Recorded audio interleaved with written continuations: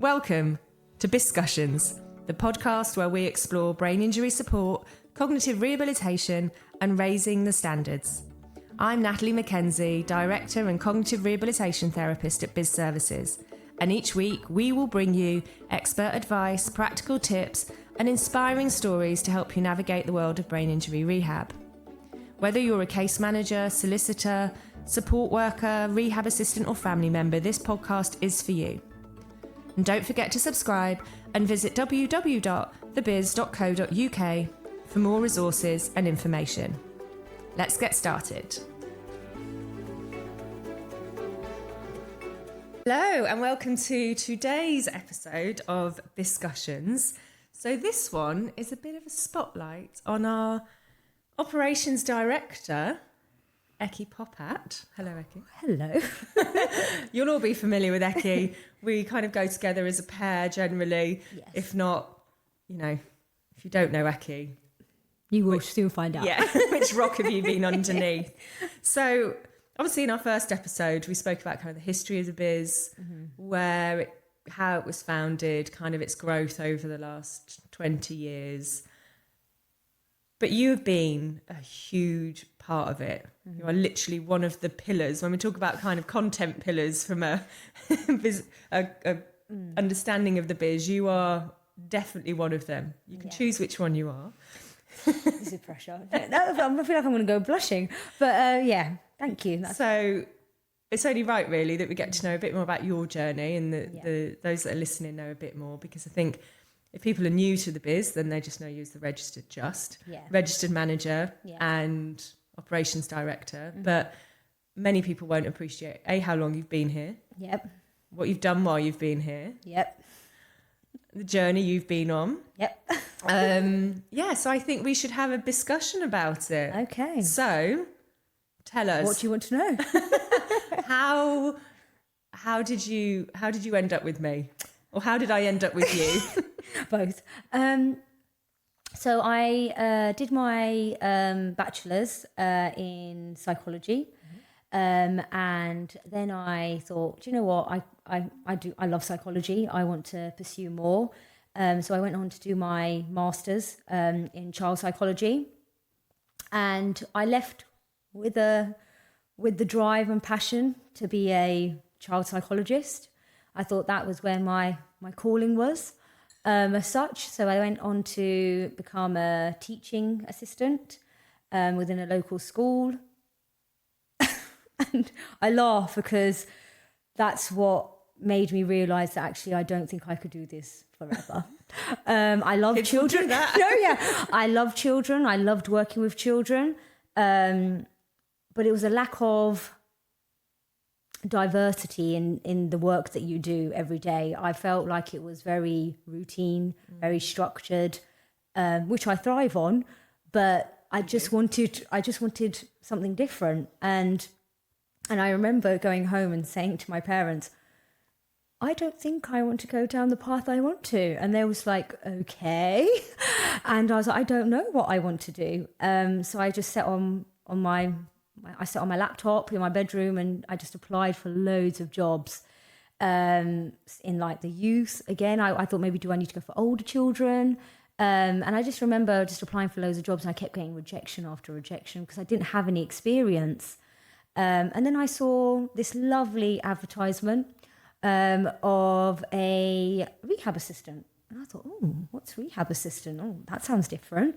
So I thought, okay, let me try. And I remember this very vividly. I went to apply and there was a huge application form. Some things will never change. That hasn't changed. And I just remember staring at it and going, oh, I'll do this later. So I went back downstairs, did whatever I need to, and I came upstairs and I saw my laptop still open. I was like, okay, come on, Eky, you can do this. And I literally sat there and filled this application form in. And the next minute I know I get a phone call to invite me for a interview. When we used to ring people. We only ring people. And I was like, okay, this is exciting. Travelled all the way into London. And it was such a lovely meeting with you and Clive. And I remember it was so relaxed. I remember it was in a coffee shop. Yeah, I remember it clearly. Yeah, and it was just really just asking about my capabilities. And I remember walking away from that interview going, they just want someone with experience. I'm not good enough. And you're going to see a very common theme of this imposter syndrome. But I just didn't think I was going to get the job just because of my sheer lack of experience. And then I think a couple of days went by, and I think it was Clive who rang me, said, you know, Eky, we really want you to start. And I think I was just in shock. I was like, what are you, have I got the job? And then I think from there my journey started. So I literally fell into brain injury, and I've never walked away. And I think you are the main reason for that. I won't let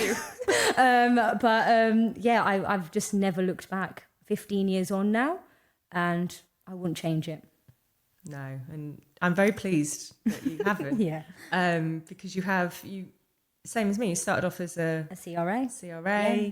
And, you know, we taught you exactly how I learnt the job. You know, literally like, it's akin to throwing a kid in the pool that can't swim and just go and figure it out. Yeah. We don't do that anymore. No. We times are different, people are different, but, you know, it was very much in at the deep end again. Yeah, absolutely. And I remember vividly that I came shadowing clients with you, and again I was like, wow, this is not what I expected. I think my first session was, I'm people who don't know me, I'm like 5 foot, and my first client that Natalie took me to was like 6'3", and he was so large, and I remember looking at Natalie going, help.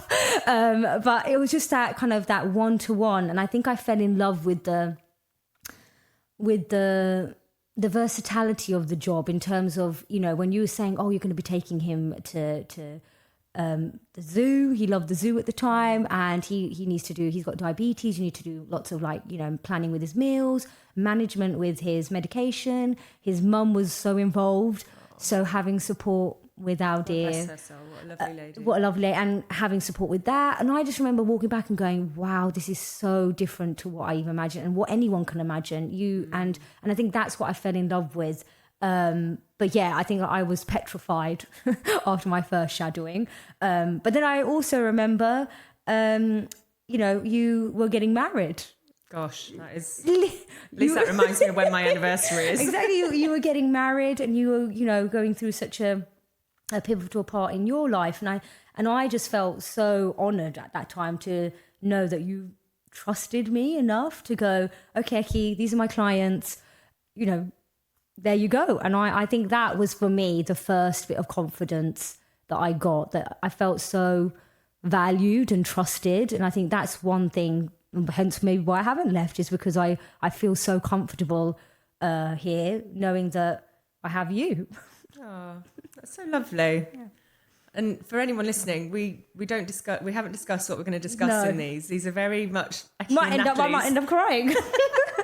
very much Eky and Natalie conversations, of which you've had a lot. But no, like I said at the beginning, you're a huge pillar of BIS, and you forged your own brand, as it were, within BIS, and your own kind of network. So you're obviously not a CRA anymore. No. I moved into like team leading. That was the next stage. So I kind of managed kind of small teams. As we grew, because it was there was not many of us for quite a while. Yeah. And I think as the CRA started to come in, I started to use the same approach as you. I started to kind of mentor them and guide them.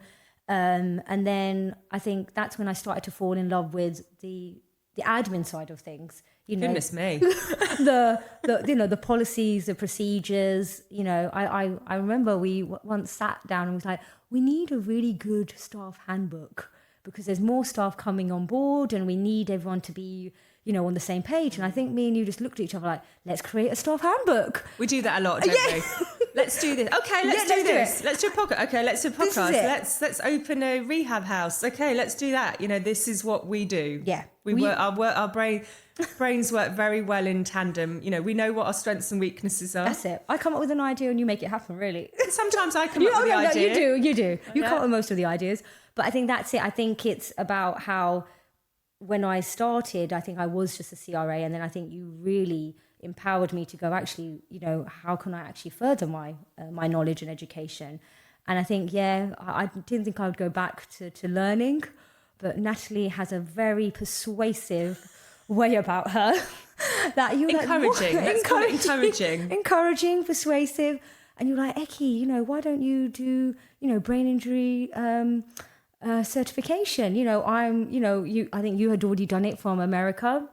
Yeah, that's the Certified Brain Injury Specialist accreditation. Sure. I can never say that. Yes. Yeah. So a couple of years, I think that was I actually think I remember, so it was 2017. So I'd been here around about 4 or 5 years, and I think you were like, Eky, I think you're ready. Let's do it.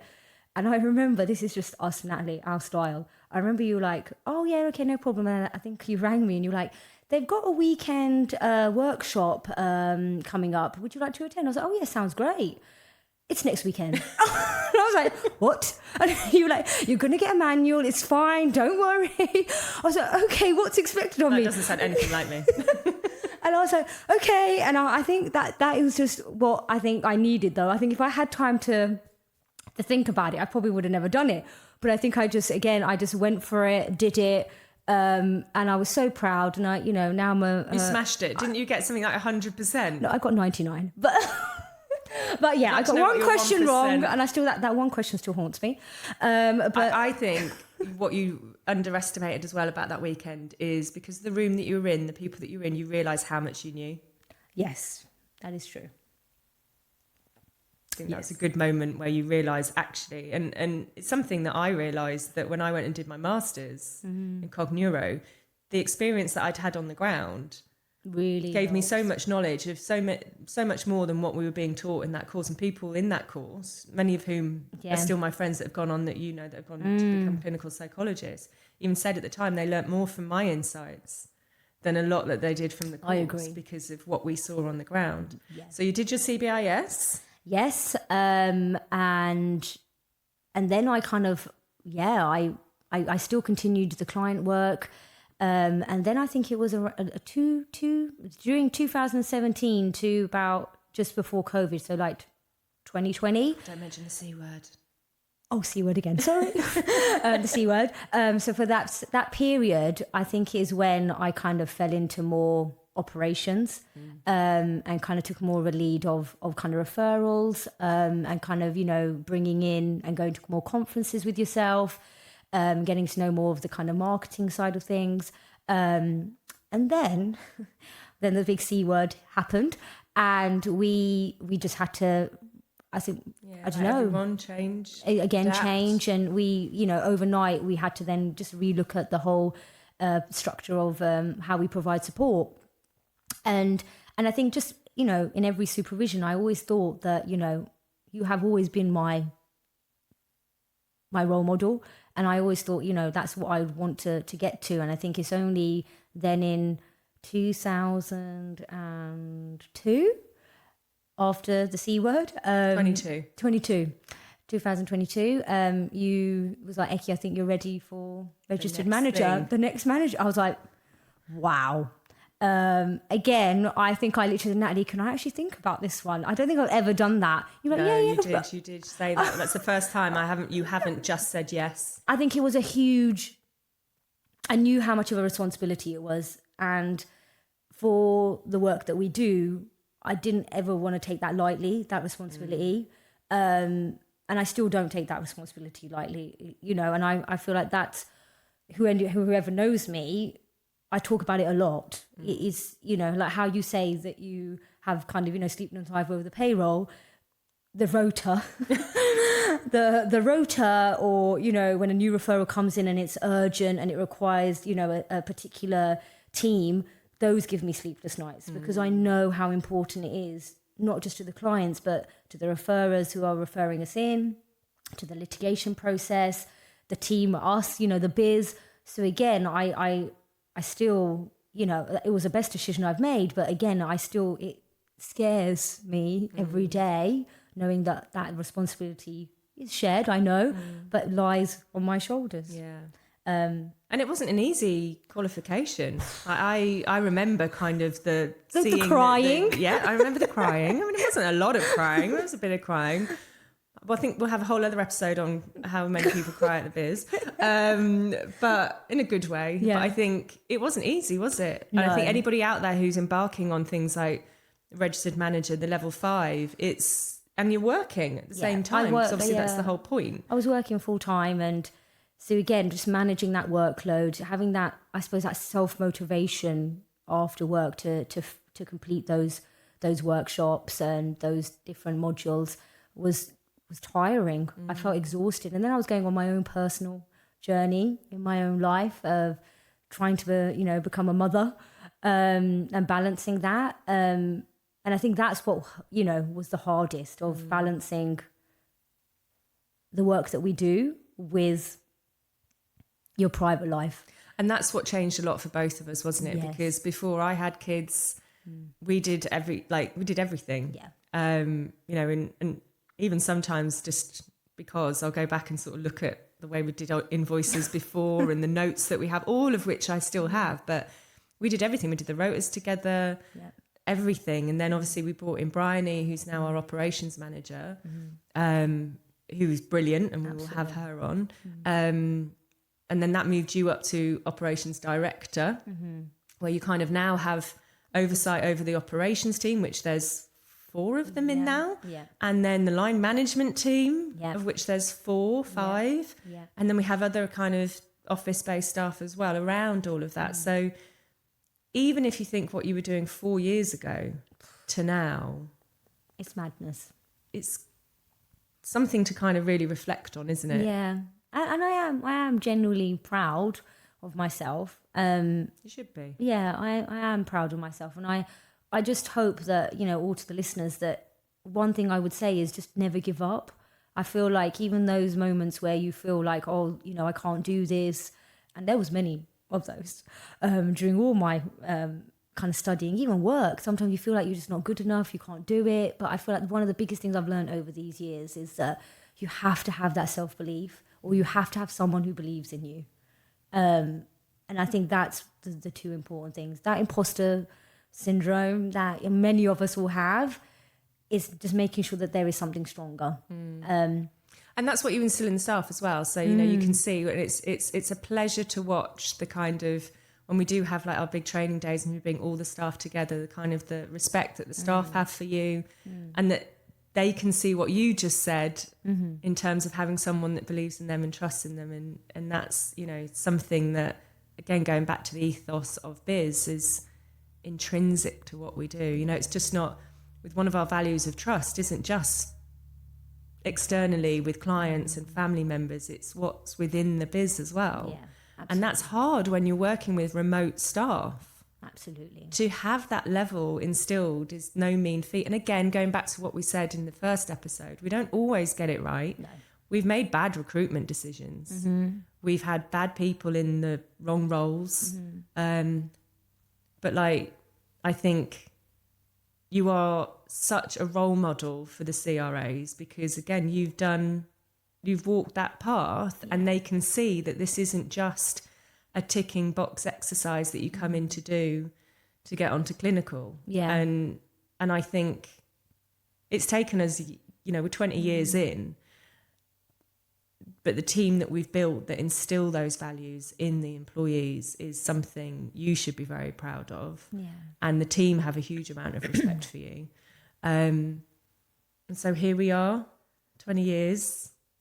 I'm so excited. I'm like, yes, it's been 20 years. I'm already looking forward to the next 20. And I think that is also about I think me and you, I think we are so, what's that word? I don't even know what it is. We're just so, I think what we like to do is we like to always think of the next thing as well. I think that's it. I think it's been 20 years and we have learned so much, but it's like, how can we now again make a difference? And I think that is always at the foundation of all the decisions. But no, we are the A team, I would always like to think. Yeah. And, we are the Lauren and Hardy. Yeah. A lot of people call us Lauren and Hardy. They do, actually. And I hope in these discussions that kind of comes across, because I love our relationship. Yeah, I trust you implicitly. And I don't actually think we've ever had an argument. I think it was when I was Maybe pregnant. once. Yeah, well, I think my hormones. Let's I don't even think it was that bad. No, I don't. I don't think. I think this is it. I think we have a lot of mutual respect, and I think we know that if you have an opinion, you have it for a reason, and it's worth listening to. And I think that's it. And there are times where we have disagreed. Oh yeah, well, it's not to say that we don't disagree on things, and it's not that I will always say yes or you'll always say yes. And usually it's when you do something with your glasses that I know something's coming. Obviously, I don't even know I do that. Natalie, there's a certain way you say my name. Oh, wow. But no, I think again that's huge. Given it's 15 years, there's not many people that can say that they've worked together that long and still have the level of relationship that they do. And I've been incredibly proud to watch you grow at work, as a mum, and getting older. You're still young. For anyone that knows, Eky's still really young. She's under the 40. No, but still. She's an old soul. I am. But no, it's an absolute pleasure. And I guess the final question for me on this episode would be would you change anything? I don't have no regrets. I am a big believer of everything happens for a reason, and you know that. I do. I wish I could get it tattooed. You could. No. But I think I am a big believer that everything happens for a reason, and my journey is one of those that reflects that. And I think if I had a different journey, maybe I wouldn't be the person I am, and I wouldn't be sitting here.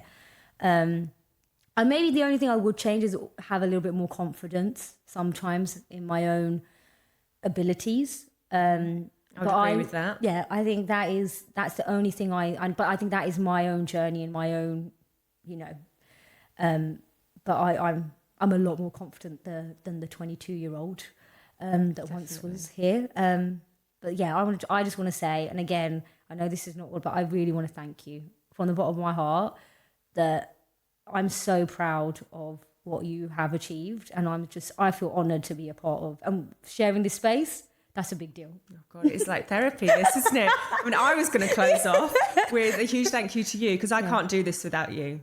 I, as I say, trust you implicitly. You are literally like a limb of mine, and there's nothing that I can't talk to you about. There's no issue that I know we can't solve. We're very much a team. We've widened the team, and going back to the BIS family, I think we are like the mum and dad. That's true. And we brought people in, and we have our different roles, and but if you don't know Eky and you're listening, go and connect with her, get to know her. With all the stuff we're doing this year, you'll see more of our faces. And again, this is why we wanted to do these conversations, these discussions, because I think it's important that people see what's under the hood at BIS. Yeah. It's not just people answering phones and sending out paperwork. And there's a human side. Yeah, huge. And I'm really proud of that, and you're a huge part of that. So thank you. Thank you for your openness. Thank you for having me. And thank you for listening. See you again next time. Thank you for tuning into this episode of Biscussions. We hope you found it insightful and inspiring, and we continue to explore ways to raise the standard of brain injury support and cognitive rehabilitation. If you have enjoyed today's episode, don't forget to subscribe to the podcast so you never miss an update. And if you know someone who might benefit from this conversation, feel free to share it with them. For more resources, insights and information about BIS services, please visit our website www.thebiz.co.uk. You can also connect with us on LinkedIn, Instagram and Facebook. Thanks once again.